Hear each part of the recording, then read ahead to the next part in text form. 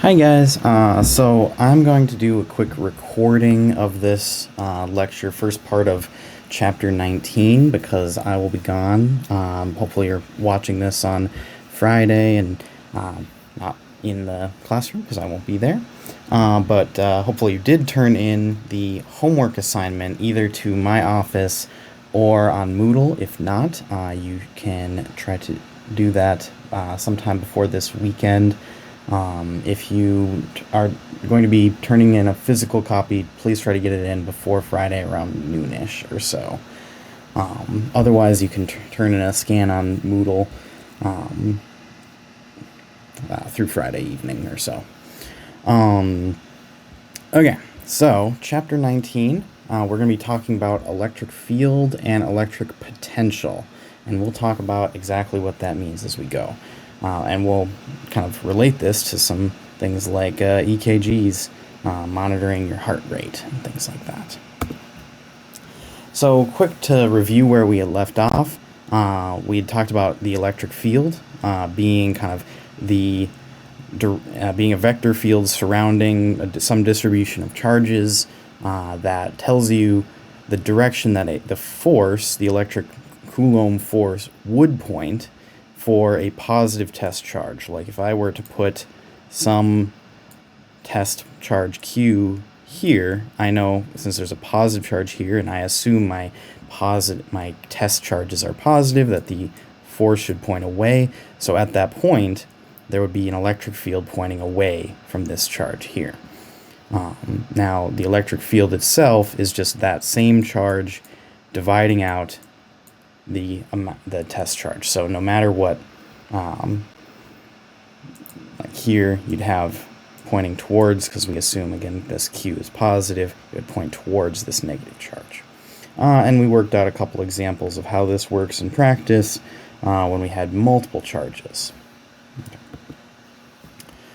We also talked about field line diagrams. This tells you a couple of different things, like we have these continuous lines telling us the electric field at basically every point in space.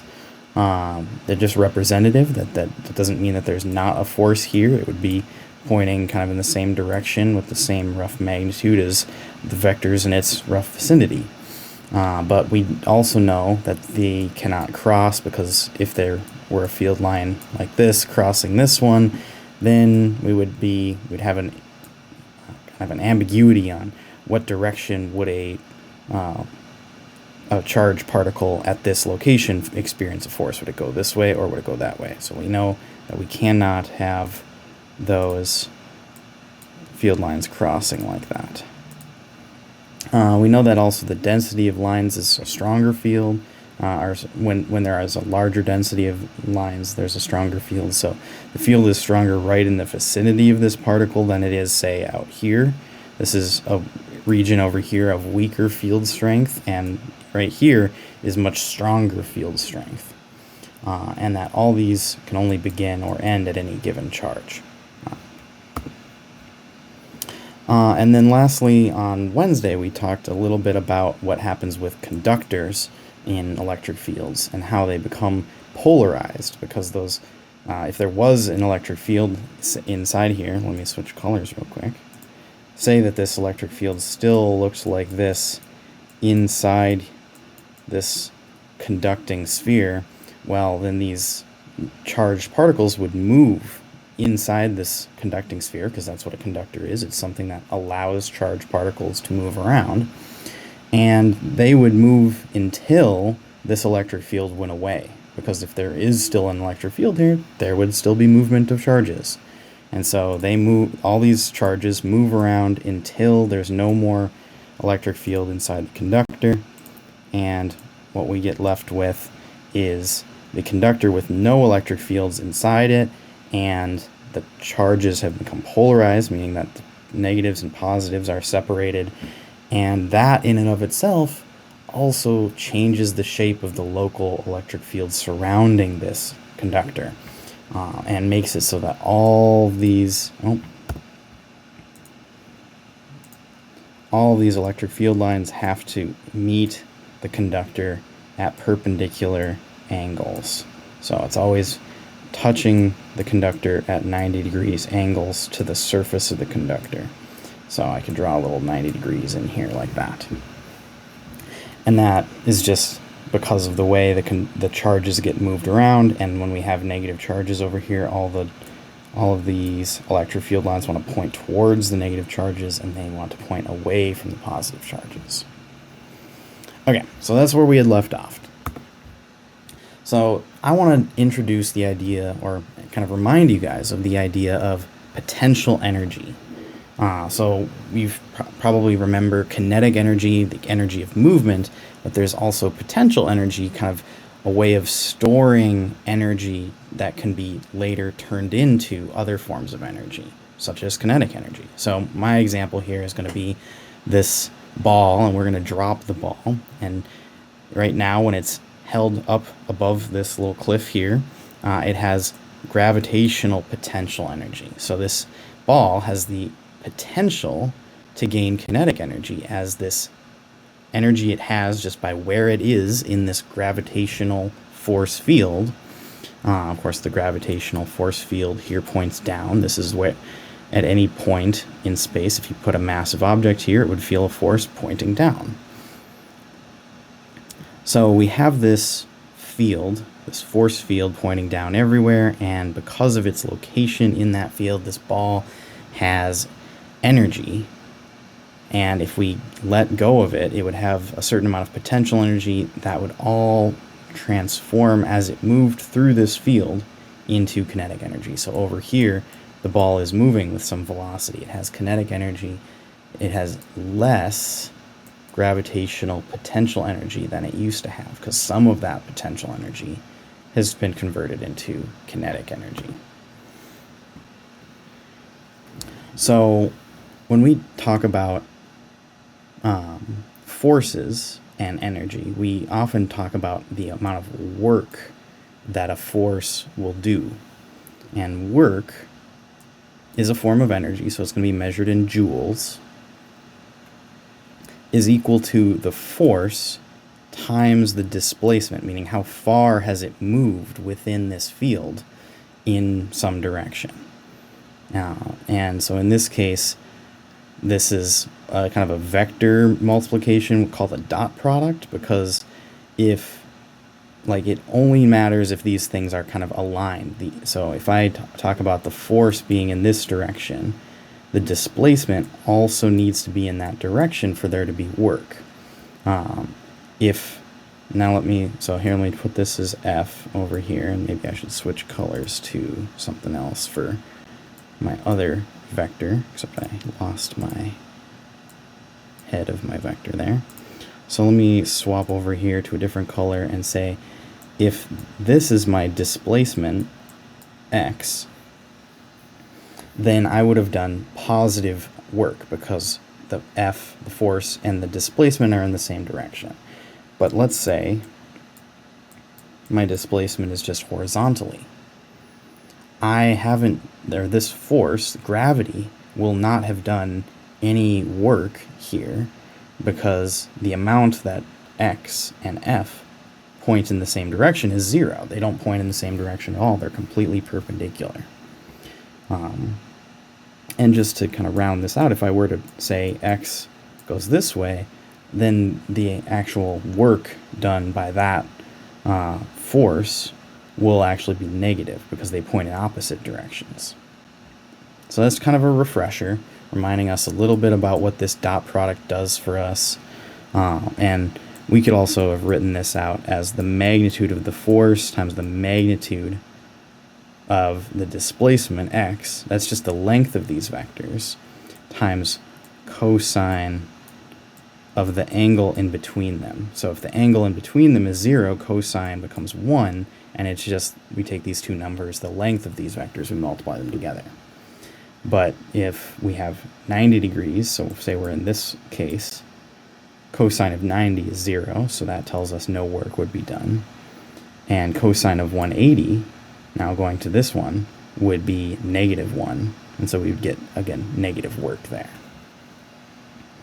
Okay, so we know that when we do work, or when this force, gravity, does work by having the force and the displacement in the same direction, we will transform some of our potential energy into kinetic energy.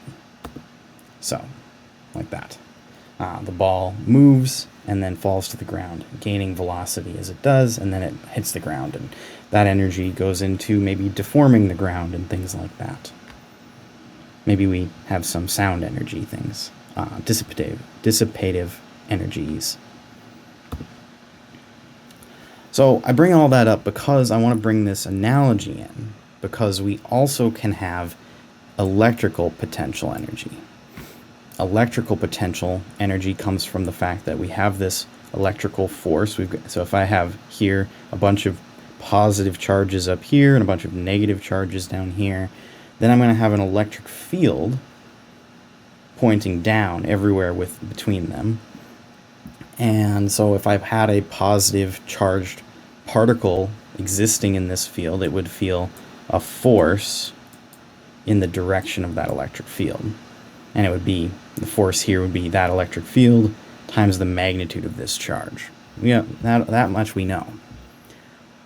Now we have to think about, okay, what happens if this charge were to move in response to this force? If this force starts accelerating this charge downward, just like gravity accelerates a massive object downward.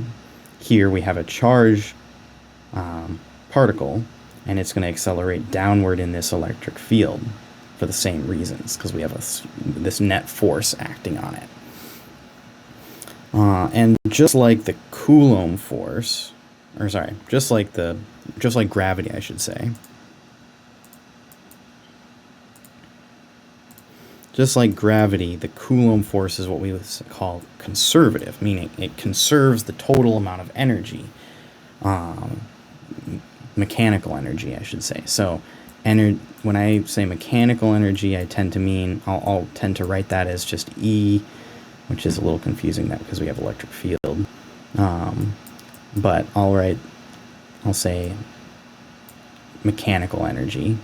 And that is going to be the sum of the kinetic energy of a particle plus its potential energy. And in this case, maybe we have gravitational potential energy plus maybe electrical potential energy. That's supposed to be an E, a lowercase e. Okay, so that just means the fact that the Coulomb force is conservative just means that this number, when we add all these things together, shouldn't change at all. The total mechanical energy will stay the same, although the kinetic energy and, let's get rid of gravitational potential energy, and the electrical potential energy, the only two we're going to care about right now, maybe this one goes up while this one goes down, but the total sum of the two will remain the same. Okay. So now this particle moves through this force field, this electric field. It experiences that force, and it gains kinetic energy as it moves, and it loses potential energy. So up here, when it was, let me back that up. When it was up here, it had more electrical potential energy, and then as it moves, it transforms that potential energy into kinetic energy. And then when it's down here, it has much lower electrical potential energy, but higher kinetic energy. It's moving relatively fast by the time it gets down here.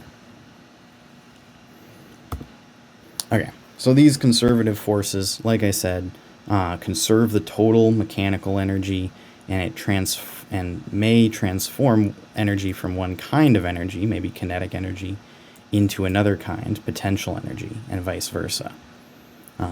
Here I used P, but I like to use U a little bit more frequently for potential energy. And another kind of a weird thing about conservative forces is that no matter what path you take, the work done is independent. And this actually comes from that dot product thing I was talking about before.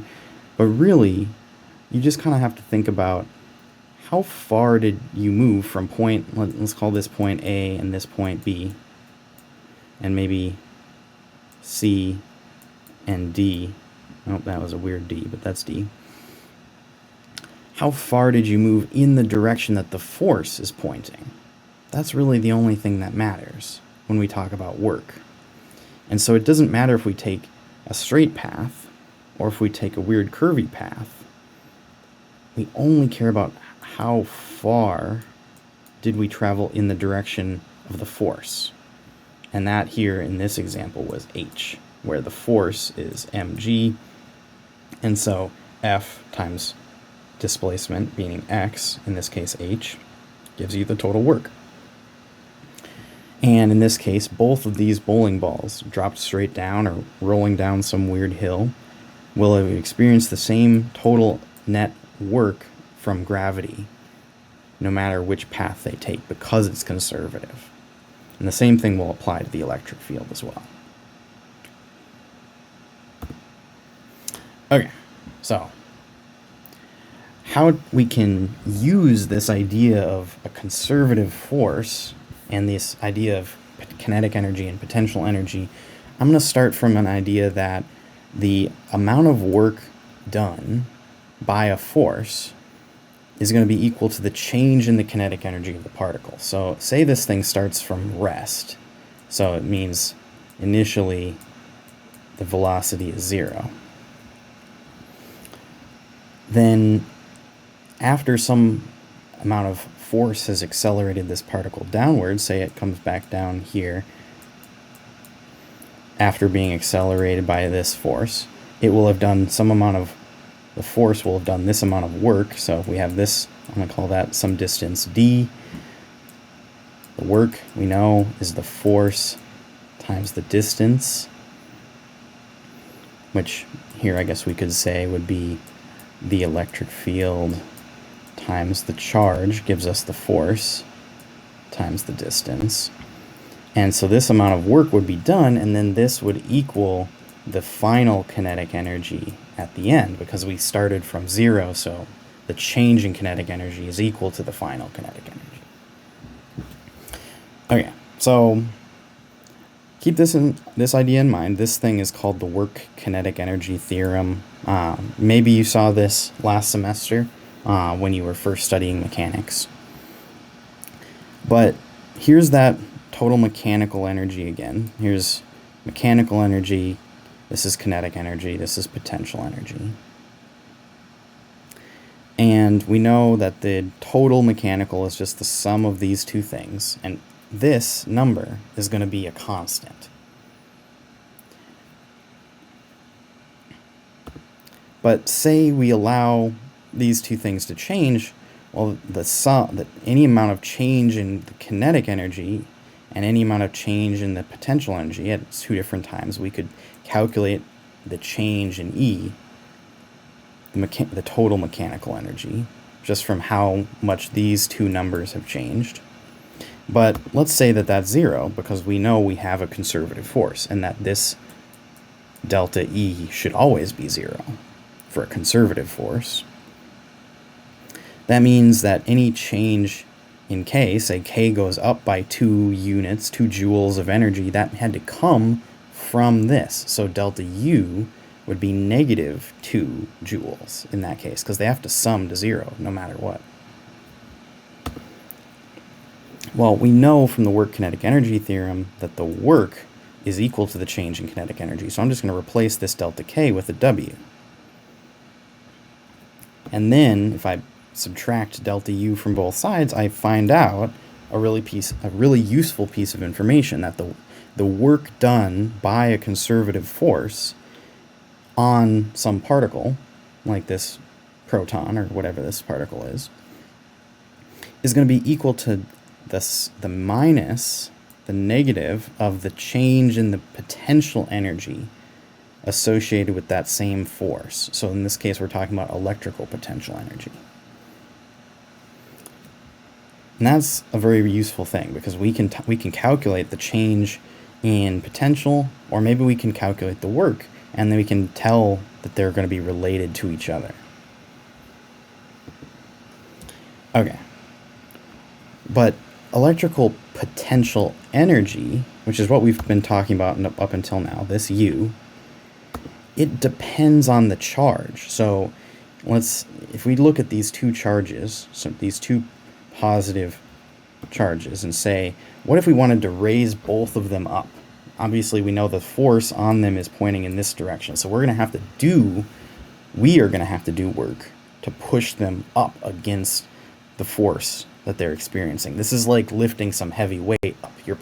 You are doing work to move it against the gravitational force. Here, we would have to push it against the electric field in order to raise these back up.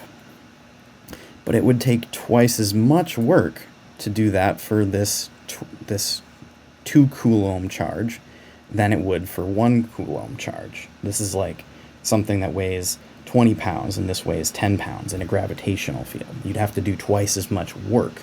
There's twice as much force pulling it down in both of these cases. So here, you have to do twice as much work. This, only half as much as this.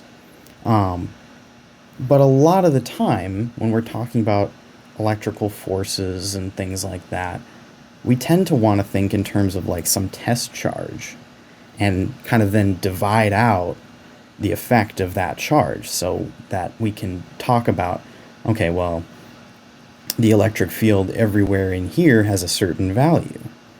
But if we put in different amounts of charge, they will experience different amounts of force. The same thing we can do with potential energy, and then take that electrical potential energy up here, this U, and divide out the effect of how much charge our particle might have to get to this other thing that I'm going to call V, which we just call, confusingly somewhat, electrical potential. So there's a difference between electrical potential energy, U, and electrical potential, V. Yeah, so this particle moving up has twice the work as this one. Forgot that would pop up. Okay, so we've defined this thing V, and it's just the total potential energy of a particle divided out the amount of charge that particle would have. So this is effectively the electrical potential energy per unit charge. So here's where, again, I want to point out that it's somewhat confusing how these two different things, U and V, start with the same two words. It's just this third word that changes the meaning of it. So be careful with the language of this, but electrical potential comes in units of volts, and electrical potential energy comes in units of joules. So if you divide out those joules associated with the potential energy, divide out the charge in coulombs, you would get something in volts. So this is why 1 volt equals 1 joule per coulomb, just unit-wise. Okay, so here are a couple quick questions. Obviously, I won't be able to see what answers you might be coming up with, but maybe just decide for yourself, or if you're watching this with a friend, talk to your friend and decide what you guys think.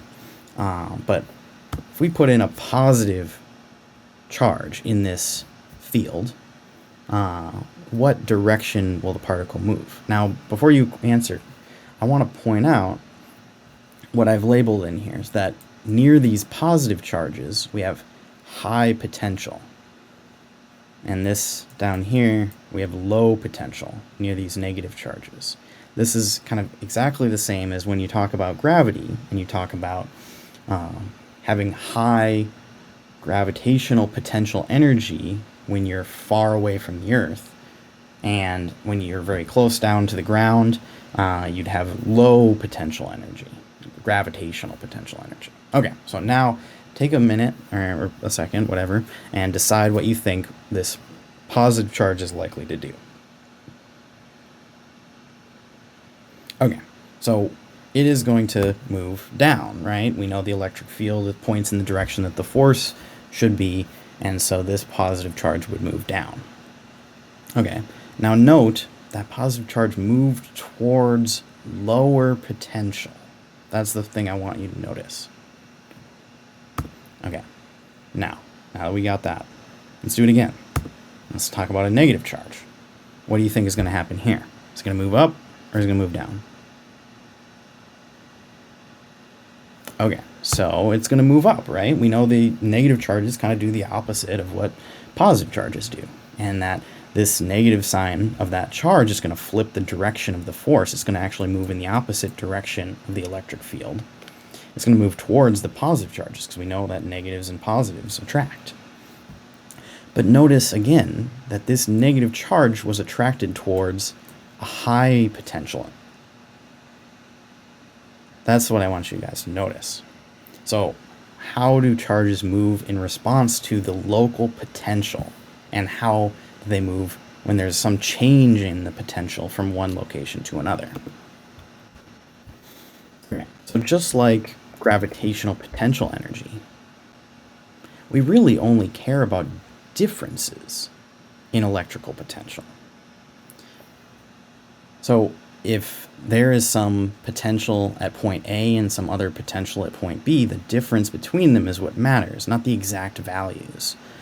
Because we could define the 0 point wherever we want. So maybe you did this with gravitational potential energy. Usually you pick some location in the problem and say, I'm going to call this point 0 gravitational potential energy.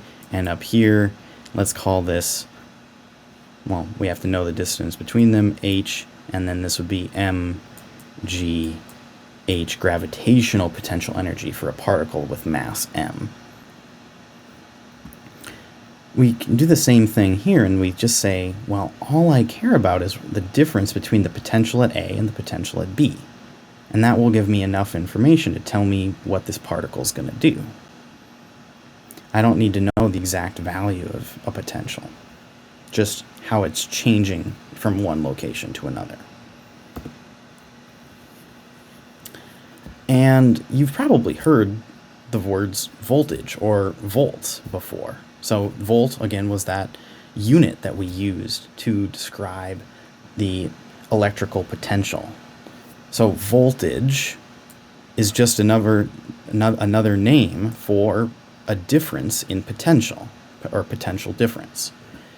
And so when you hear something like a 9-volt battery, that just tells you that the difference in potential supplied by this battery, meaning the difference in potential from the positive terminal to the negative terminal over here, has a delta V equal to 9 volts. So that's what that means, that we have some potential at one end of the battery, and it's different than the potential at the other end, and this actually will kind of create electrical fields and drive current. This is why you put your batteries into your remote control or your Game Boy, whatever, and it's going to allow current to flow. And that's what we mean, that this potential difference between those two terminals is what drives that current. Okay, another example. So say we have a charge, in this case, a positive 2 coulomb charge, and it's going to move 2 meters in the same direction that the field is. So this D is representing that 2 meters pointing in the same direction as the field, and the field has this amount of newtons per coulomb, has 4 newtons per coulomb's magnitude, and it's pointing down. What is going to be the change in the potential energy of this particle? So we've got a positive charge here, and it's going to move downward through this electrical field. So again, take a minute, maybe pause if you need to, and think about how can we calculate the amount of energy, or the potential energy, and how it's changing for this particle.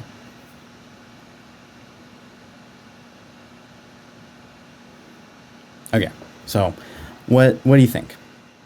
In this case, it's going to be negative 16 joules, and that's because we know that the work done by the force is equal to minus the change in the potential, And we also know that a positive charge like this is going to want to decrease, go to low potential.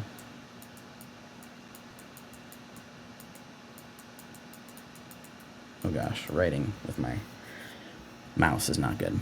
Go from high potential, I'll just write high up here, to low potential. So we're going to be decreasing the potential. So, and since we know U is just going to be V times Q, and we have a positive Q.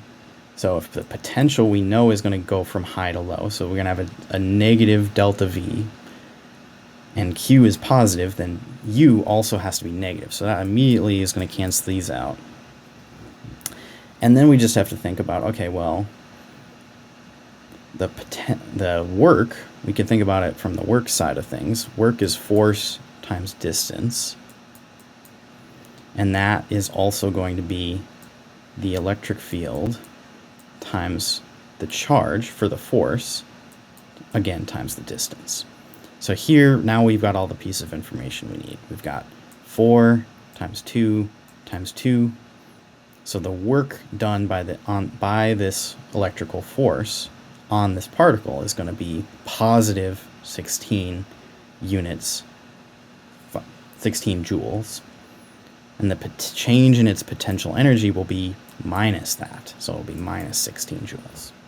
And I guess I already sort of answered this, but think about, again, how much work was done by that particle, or done on the particle by this force.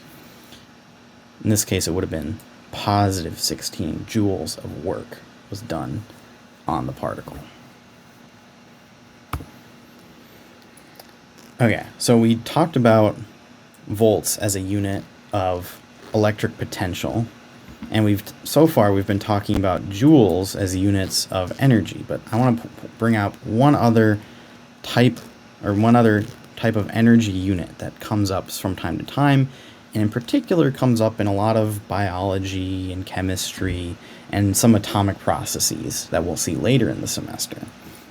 But this is the amount of energy it would take for a single fundamental charge, so something like an electron or a proton, moving across 1 volt of potential difference or voltage. That is something that we call an electron volt. And 1 eV, you might have seen it written as electron volt, is equal to that fundamental charge times 1 volt. And in this case, so we know 1 volt equals 1 joule per coulomb. When we multiply this by some amount of coulombs, like 1.6 times 10 to the minus 19 for an electron, we get 1.6 times 10 to the minus 19 joules. And you can see this is a very tiny amount of energy, 10 times 10 to the minus 19, that's a really small amount. But it can matter a lot in these type of situations. And things that are, when you have like some electron volts hitting an atom, that might be enough to kick an electron off and ionize it, something like that. So those are the types of processes I'm going to be talking about when we talk about electron volts, and we'll probably see that come up later in the semester.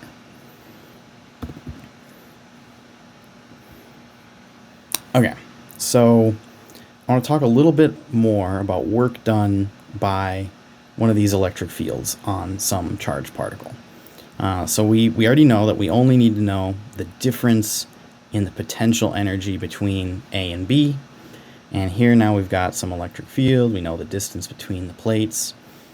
So we could calculate the work being done. We know the work is equal to minus the potential. We already talked about that. And that the potential energy, we saw before that V was U over Q. So if I just multiply both sides by Q, we can say U is Q times V. So minus delta U is minus Q delta V. So now if we know delta V, the difference between those two potentials at either one of these locations, we can calculate the work there as well. So now let's do it again, but now let's use some numbers. I know a lot of people can help visualize this a little bit better when we have some numbers. So let's say we've got a potential up here of 3 volts up at the top at A, and we've got 1 volt down at B. So the potential difference, the voltage from A to B, is 2 volts. Okay, that's good. So what then would be the work done by an electron as it moves? Now I'm going to say from B to A because we know an electron would move in the opposite direction. It would move from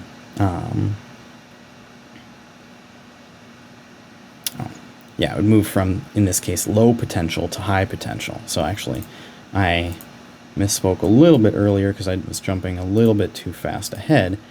If we take the voltage as the final voltage to the initial voltage, B to A, then call that delta V, then this would be 1 minus 3 would actually be negative 2 volts, like that. Okay, so we know this should be high potential and this should be low, and that our electron will want to move from low potential to high potential, the opposite of what a proton would want to do. So what is the work done? The work we know should be, let's write this all out. Work would be the electric field times the charge times the distance. So this again, E times Q gives us the force. Force times distance gives us work. So that's one way of calculating this. But we could also, real quick, go back and say that the work we also know is minus Q delta V. So we could also say that this is minus Q delta V. And that in this case, delta V is negative. So that the work, let's see, that would be the delta V if our final was B and our initial was A. But we're actually starting at B and going to, so I guess I was correct before. So in this case, if we want to talk about final minus initial, whenever we use these deltas, that's what we're talking about. We're taking the final of whatever this quantity is, in this case the potential, final value of the potential minus the initial value of the potential.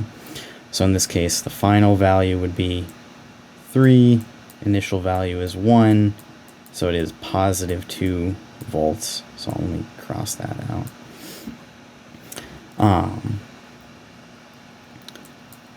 And then here we would have minus, the charge is minus 1.6 times 10 to the minus 19. And then this is 2 volts. And so in the end, what we would get is plus, because we get minus minus would make a plus, 1.6 times 10 to the minus 19 times 2. So that'd be about 3.2 times 10 to the minus 19. And that would be joules, or exactly 2 electron volts from this charge accelerating up like that. And then if we know if it starts from rest, so its initial kinetic energy is 0, then how fast is it moving when it reaches B? So we know that the final kinetic energy, we know work equals the change in kinetic energy, so work is delta K, and that's final minus initial. Initial is 0, so this is just equal to K final, and that's this number. But this is also going to be 1/2, kinetic energy, remember, is 1/2 m velocity squared. So this is a velocity v, not a potential v. And so you would just, in this case, you would multiply both sides by 2, and you would divide both sides by m, so you'd get v squared for velocity squared, equals 2k over m then, and then you just square root it. So you'd get velocity is, let me just cross this 2 out and put a square root there. So you'd get velocity is just square root 2k over m, and then you'd plug in the mass of an electron and this number that you calculated there, and you'd get a number for the velocity. And here, if I actually do that real quick, knowing that this is not something you need to memorize, but the mass of a electron is very small. It's 9.1 times 10 to the minus 31 kilograms. So in this case, this velocity, I just plugged into my calculator right now, is about 8.4 times, let's see, is that 10 to the 5 meters per second,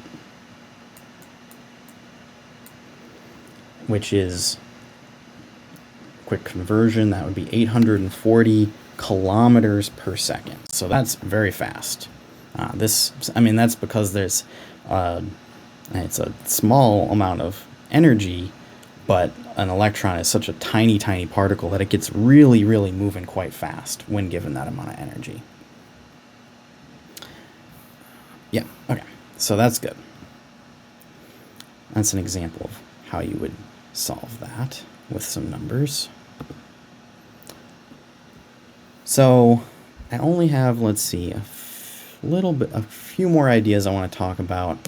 Potential energy and fields. So we've got the connection between force and fields. We know that the work done relates to the force times the displacement, which we did some of that earlier.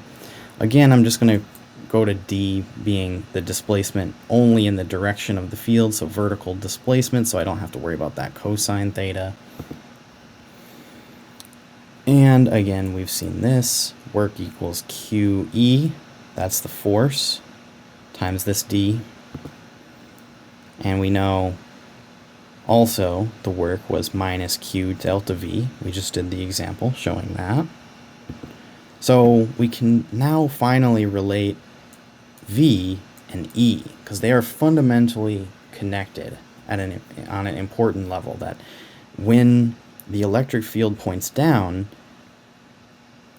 that tells us this minus sign right here, which came from this minus sign, and kind of realizing that if these two things are equal to each other, we can divide out Q from both sides here. We can say this equals minus Q delta V, and then cancel Q and Q, and then just put this minus sign to the other side. That's all we did here. So we get delta V equals minus the electric field times the displacement.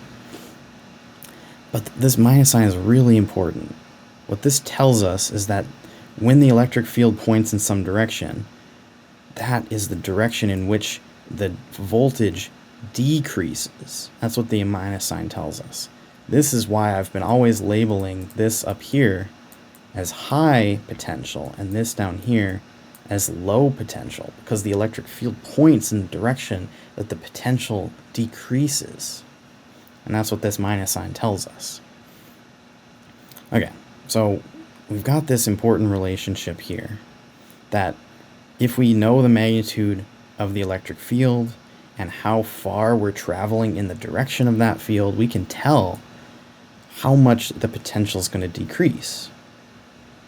Or maybe vice versa. Maybe we know the potential difference from A to B, and we know how far those are apart. We can tell the strength of the electric field. That's another thing we could do. So if we know the magnitude of the voltage between two locations, it will depend on the strength of the field and the distance between them. So this delta V, now here I'm just talking about the magnitude, so I removed the minus sign. Let's think about this as just the absolute magnitude of these quantities. If you just want to know how strong the field is, you just need to know the potential difference, the voltage from across this distance, and how far apart it is to figure out the magnitude of it. And then you might need to know the direction of that voltage drop, whether or not it's higher here, which side is higher or lower, and that will tell you the direction of the field. You already figured out the magnitude just by the magnitude of this and the distance, the displacement between them. So that minus sign tells us that that potential decreases in the same direction that the electric field points. So since the electric field is pointing down here, we know the voltage is going to be higher here than it is down here. So this is a voltage drop. We can also, let's go back to this slide here, if I divided both the D and the minus sign to the other side, so this is then, in that case, E equals delta V, or minus delta V over, I'll just call this ds, meaning, so I'm going to just say, in this case, D equals some delta S, some change in your location, and I'm just calling that S for now, just to connect it to how your book shows this, that there's the electric field is equal to minus the change in the voltage divided by the change in the displacement, the direction of where you're moving from. And this tells us something about the strength of the electric field. And also you could think about this as a direction. If you give us some direction that you're moving, this delta S, are you moving in this direction or are you moving in that direction when you're measuring this change in voltage? That would tell you a direction, and then you could call this a vector quantity. But if you just want to know the magnitude, you can talk about what's the total magnitude of the voltage difference from the two locations and how far apart are they.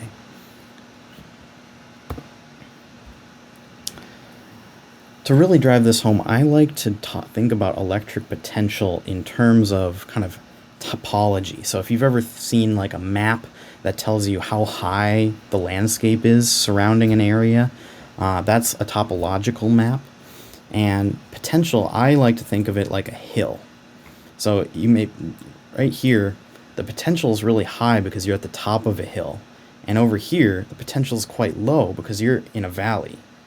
And everywhere else, it's maybe the potential is decreasing and decreasing as you move from high height on this hill down into the valley. Now, positive charges tend to go from high potential to low, so they roll downhill. Negative charges are kind of weird in that they roll uphill, but that's something you can just remember, that a negative works the opposite of what you might expect. And if we want to think about individual point charges, we can think about how much energy would it take to move a point charge from really, really far away to some distance away from a point charge. So let's say we've got a point charge here that has some positive amount of charge, and I'll call that capital Q here. And I'm going to move in some test charge from far away, some infinitely far away, in fact, and I'm going to put it at a distance r away and see how much work did it take to move this test charge in from far away. In this case, we know that the work can be figured out from minus the charge times the change in potential. And here, since we picked really, really far away, I'm going to define my reference potential, my 0 point, which, remember, we can put our 0 point anywhere we want. I'm going to define it as 0 super, super far away, wherever I started out this test charge. And then I'm going to calculate how much work it took to bring this thing in here. So that means the change in the potential is the potential at whatever this point is, this point r away from this charge, minus that reference point. but that reference point is 0. And that change in potential will be the work divided by minus Q, because all I did is take this minus Q, divide it to the other side. So I put it in the denominator down here. So we have delta V equals work divided by minus Q. That's how we got here. Okay, so we've got that. We know this thing was 0, this reference point. So now we know that the potential at this point, this potential right here, is equal to minus W over Q. And here, for a positive test charge, we know that the work itself is going to be negative. The work done by the force, because the force is pointing out. And we're moving the charge in.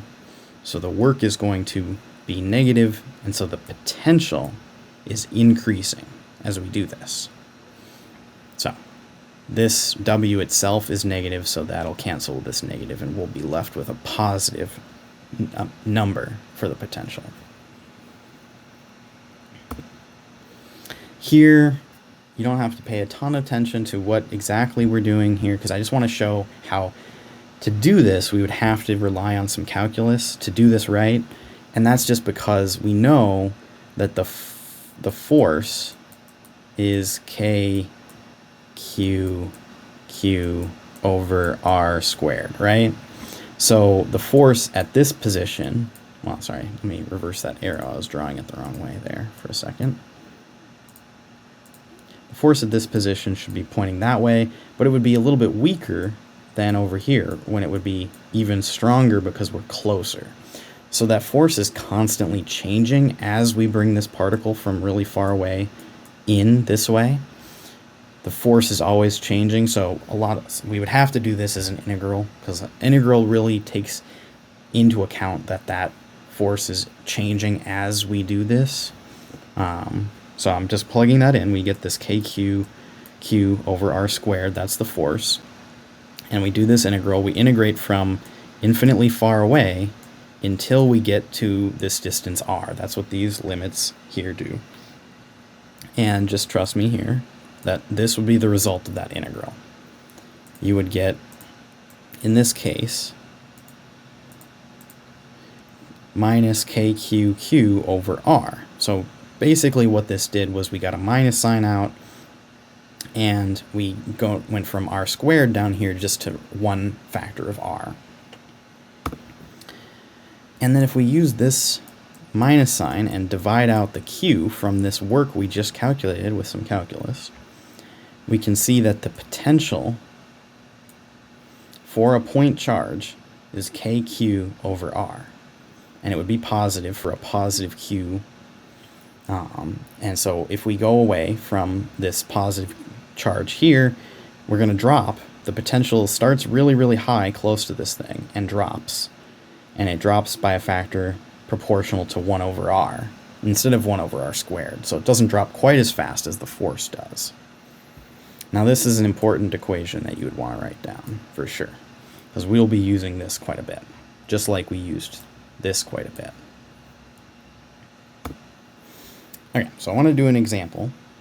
This is actually going to show why we really like using potential rather than calculating forces, because you know how we spend all those time breaking forces into different components. We're going to be able to avoid a lot of that if we use potential. Because if we calculate the potential is actually a scalar. It doesn't have a direction to it. It's just a number. So we just learned that this is going to be KQ over R.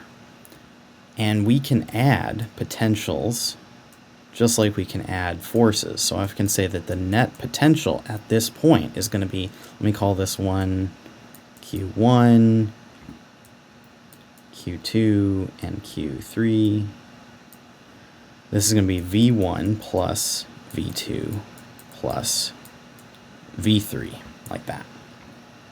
And we can just add them all together to figure out what the potential is going to be at this point. So first, we'll say V1. So let me just keep this going. V1 is going to be K times 4 microcoulombs over 1 meter, because we're 1 meter away. Then we go to the next thing. We'd say, okay, now the next one is K. We have minus 3 microcoulombs, also over 1. We're 1 meter away still. We don't have to do any directions. This is super nice. And then plus K plus 7 microcoulombs over, again, 1. Oh, there we go. Over, again, 1, because we're, again, 1 meter away.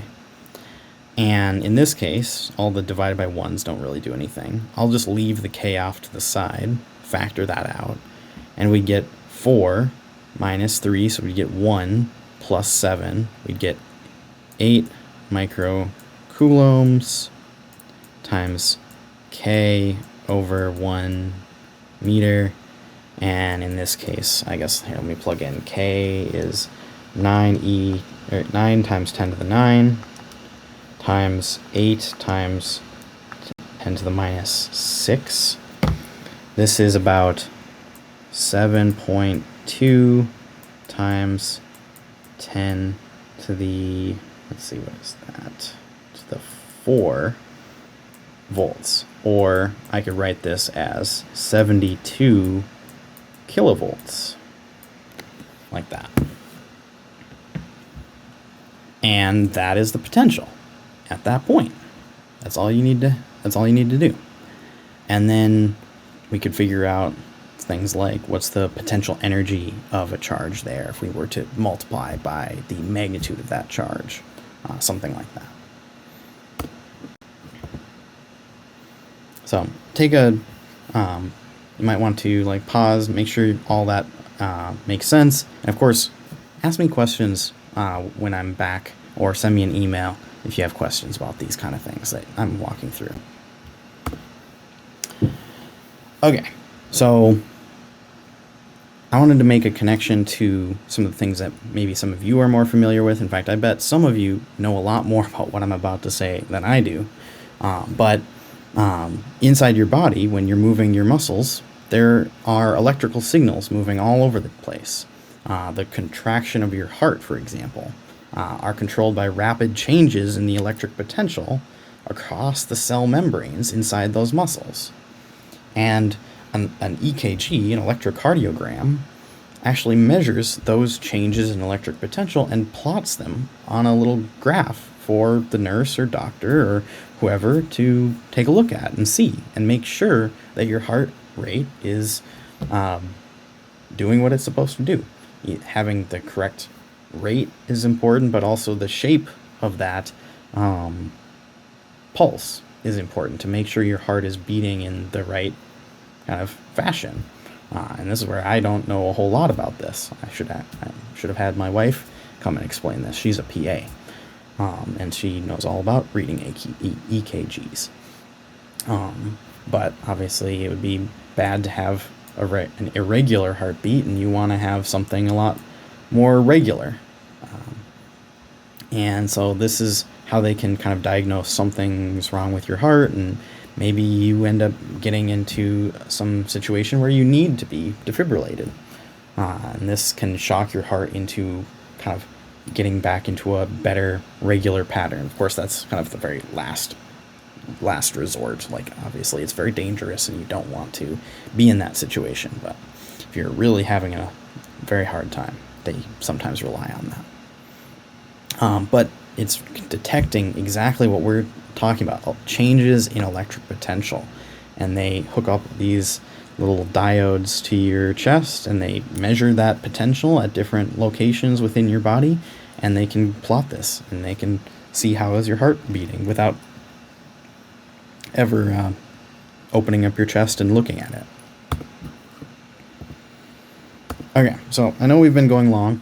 Sorry about that. I just want to finish a couple last ideas, and then that'll be it for today. So I want to talk about equipotential lines is the last idea. We're going to do a whole lab talking about this stuff coming up. But what this idea is that we can say, like, let's pick some value of the potential, which I'm going to go back to my topology idea and say, remember, in this idea, the height of this 3D graph corresponds to the potential. So if I pick some value of the potential, say I'm on this hill at some height, and let's draw a circle around everywhere that has that same value of the height. It's kind of encircles this hill, right? And this is what I mean when I talk about this being kind of like a topological map.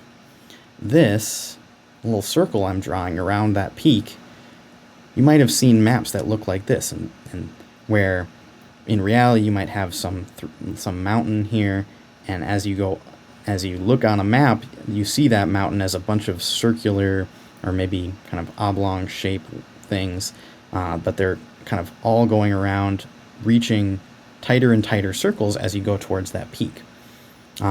These are called contour lines. They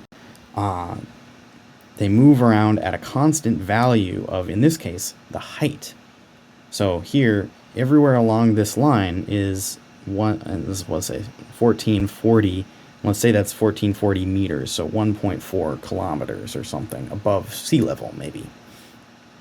Everywhere on this line, this dark line I'm kind of following along here, is 1.4 kilometers above sea level, and everything inside that line is higher than that, and everything outside that line is lower than that.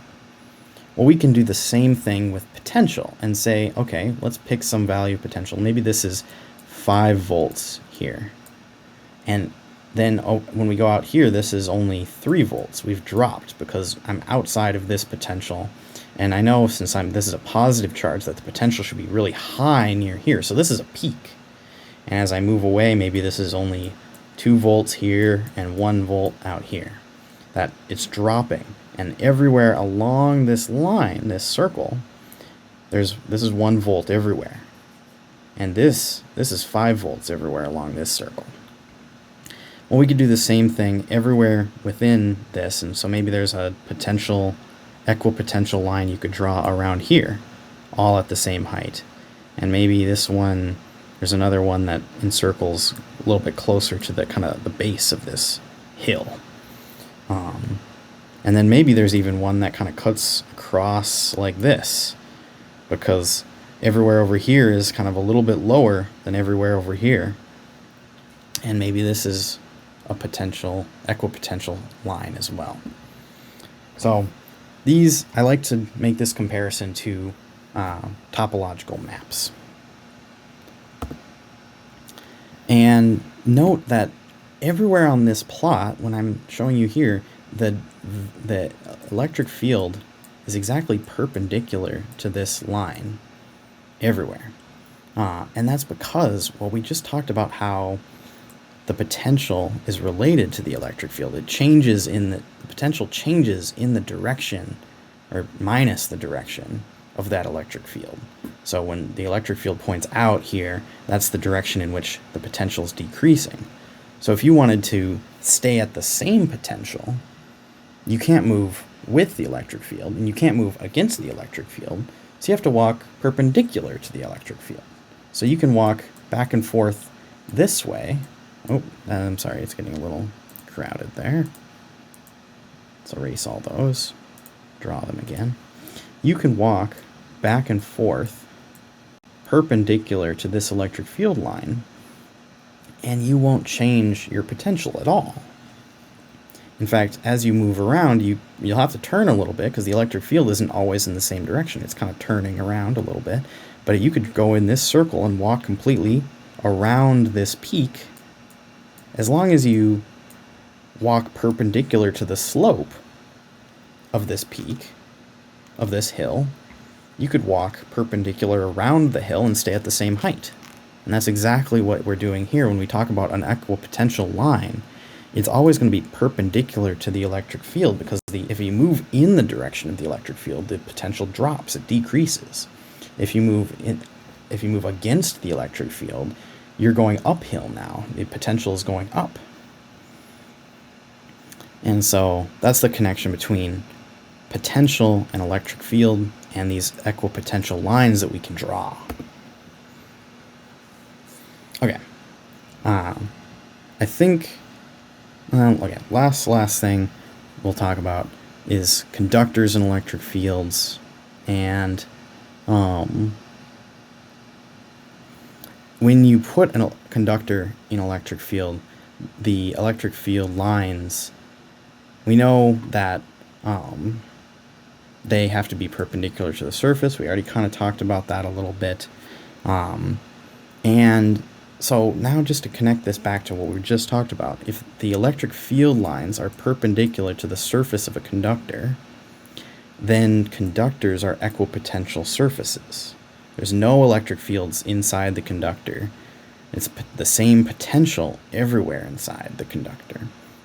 So if we have some set of equipotential lines that we've created by plotting them out based on the electric field, we could, say, put a conductor, like a conducting surface, right here, and it actually wouldn't change the electric field at all. We know normally when we put a conductor into an electric field, it will polarize because there's some electric field and some difference in potential between different points. But if we make it so that we just replace some equipotential line so that it's equal potential everywhere on this conductor, then it doesn't actually have that effect, and the electric field would remain completely unchanged. And again, when we do the equipotential surfaces lab, we will experiment a little bit with this. Okay, that's all for today. I know it was probably a little bit longer than normal. Sorry I was gone for today. I will be back on Monday, and hopefully you've got your homework turned in, and we have another homework that I've posted on Moodle. You can get started on that over the weekend and come back early next week and ask me questions on Monday or Wednesday. Otherwise, I hope you have a good weekend. These are kind of some of the major ideas we covered. And yeah, here's our next homework. So turn in this homework today, hopefully. Hopefully this is today for you, on Moodle or at my office. Next homework is going to be posted by the time you watch this video. And then take a stab at reading the rest of Chapter 19 before we return next week. Okay, thanks.